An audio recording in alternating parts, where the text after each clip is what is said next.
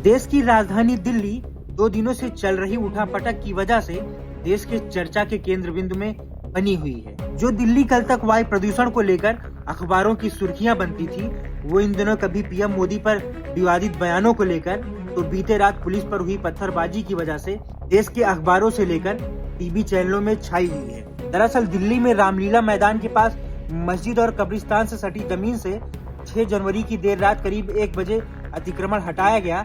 तुर्कमान gate स्थित फैजे इलाही मस्जिद के पास जब इस कार्रवाई को अंजाम दिया जा रहा था, तब भीड़ ने कर्मचारियों और पुलिस पर पथराव कर दिया। फैजे इलाही मस्जिद की प्रबंधन समिति ने दिल्ली एमसीडी के 22 दिसंबर 2025 के आदेश को दिल्ली हाई कोर्ट में चुनौती दी है। इसमें कहा गया है कि मस्जिद के बाहर की 0.195 एकड़ जमीन पर बने अवैध कब्जे हैं, उन्हें हटाया जाएगा। एमसीडी का कहना है कि अतिरिक्त जमीन पर मालिकाना या अवैध कब्जे के दस्तावेज पेश नहीं किए गए हैं। एमसीडी का यह आदेश 12 नवंबर 2025 को हाई कोर्ट के डिवीजन बेंच के निर्देशों के आधार पर जारी किया गया था। डिवीजन बेंच के आदेश में तुर्कमान गेट के पास रामलीला ग्राउंड से करीब 38,940 वर्ग फुट अतिक्रमण हटाने को कहा गया था, जिसमें सड़क, फुटपाथ, बारात घर, पार्किंग और एक निजी क्लिनिक शामिल है। आपको बता दें कि दिल्ली हाई कोर्ट के आदेश पर एमसीडी 17 बुलडोजर के साथ यहां पहुंची। उसके बाद सबसे पहले तो अवैध कब्जे की जमीन पर बने बारात घर, डायग्नोस्टिक सेंटर, दुकानों को ढहाया गया और उसके बाद जब दिल्ली एमसीडी का बुलडोजर फैजे इलाही मस्जिद के अवैध कब्जे वाली जगह पर पहुंचा तो भीड़ ने उन पर हमला बोल दिया। इस पूरे मामले पर अब दिल्ली के मेयर ने भी अपनी तीखी प्रतिक्रिया दी है। देखो, ये तो माननीय हाई कोर्ट का आदेश था। म्यूनिसिपल कॉर्पोरेशन ने केवल आदेश का पालन किया। रामलीला ग्राउंड पे अवैध कब्जा था, जिसमें बैंक्वेट हॉल चल रहा था, तो उसको हटाया गया और कोर्ट का जो भी आदेश होगा उसका पालन सख्ती से होगा। देखो, जितने भी अवैध निर्माण हैं सब हटेंगे। मैं सभी लोगों को आपके माध्यम से कहना चाहता हूँ, कहीं पर भी नरमाई नहीं रखी जाएगी। देखो, जब सरकार काम करती है, हम तो जनहित की बात करते हैं, मगर उसमें क्या होता है, कई बार एंगल बदल देते हैं कुछ धार्मिक लोग, सामाजिक लोग एंगल बदल देते हैं, लोगों को गुमराह करते हैं, अफवाहें फैलाते हैं, तो कई बार ऐसी घटनाएं हो जाती है, मगर इन चीज़ों का हम पर कोई असर नहीं है। हमारा मानना ये है कि दिल्ली को साफ, सुंदर और हम स्वस्थ बनाएं। आपको बता दें कि इस दौरान भीड़ ने न केवल कर्मचारियों और पुलिस पर भारी पथराव किया, बल्कि भीड़ बैरिकेडिंग तोड़कर उस कार्रवाई को रोकने भी पहुंच गई थी। लेकिन पुलिस ने मौके की नजाकत को समझते हुए आंसू गैस के गोले छोड़ भीड़ को खदेड़ दिया। इस दौरान सेंट्रल रेंज के जॉइंट कमिश्नर ऑफ पुलिस मधुर वर्मा ने कहा कि हालात कंट्रोल में है। पूरे इलाके को 9 डिवीजन में बांट दिया गया है। हर जोन की जिम्मेदारी एडीसीपी स्तर के अधिकारी को दी।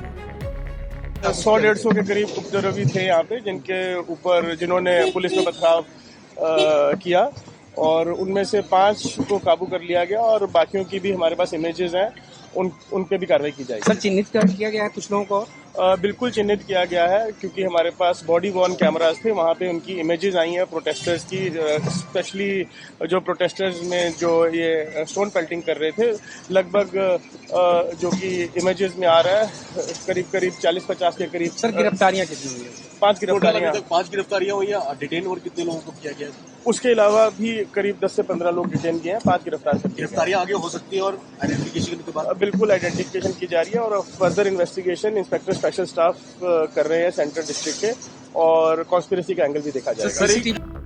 इस पूरे प्रकरण पर दिल्ली सरकार में मंत्री आशुतोष सूद ने इसे दुर्भाग्यपूर्ण घटना करार दिया। साथ ही ये भी कहा कि कोर्ट के आदेश पर की जा रही कार्रवाई को रोकना गलत है और साथ ही इस पर दिल्ली बीजेपी के अध्यक्ष वीरेंद्र सचदेवा ने इस पत्थरबाजी को धार्मिक उन्माद भड़काने की मंशा से जोड़कर बताया। नहीं मिला तो प्रशासन अपना काम करेगा और वो अतिक्रमण हटना ही था जो हटाया गया है।